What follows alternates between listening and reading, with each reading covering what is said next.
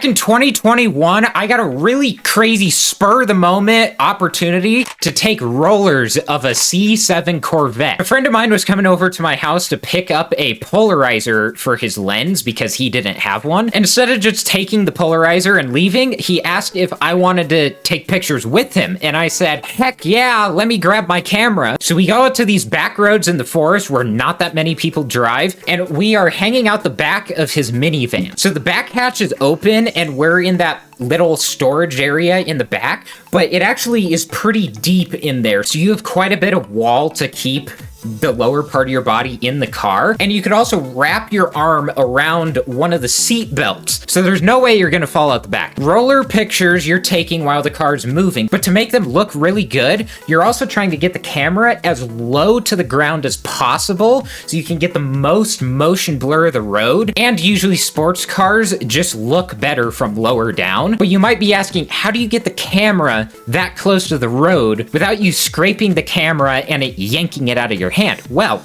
you take a camera strap and you wrap it around your wrist. So there's absolutely no way that even if the camera gets pulled out of your hand, it's not flying away, and it's not flying into the car that you're trying to take pictures of. That's very expensive and will definitely run it over and destroy the front splitter. The other precaution that you need to take is the driver of the camera car needs to be on the phone with the driver of the car that you're taking pictures of. So one, you can communicate what you're both doing, and if one person sees that a car's coming, that you can communicate and make sure that you're not driving on the wrong side of the road when someone's coming the other way. So me and my friend, we're just hanging out the back of this minivan with our cameras almost touching the road, taking rollers of a C7 Corvette in the forest, driving on the wrong side of the road. It's crazy. After we did that for a bit, we took some still shots, and then we both got rides in the C7 Corvette. That thing is planted. Oh my gosh, you can fly around those corners and it feels like you're on rails. It's insane. And at that point in my life, that was the fastest, highest horsepower car I had been in my entire life. Owner of the car is a really nice guy, and me and my friend did get paid for those pictures. It wasn't a ton. Holy cow, is that an experience. In 2020, we did a very similar thing where me and a couple friends, we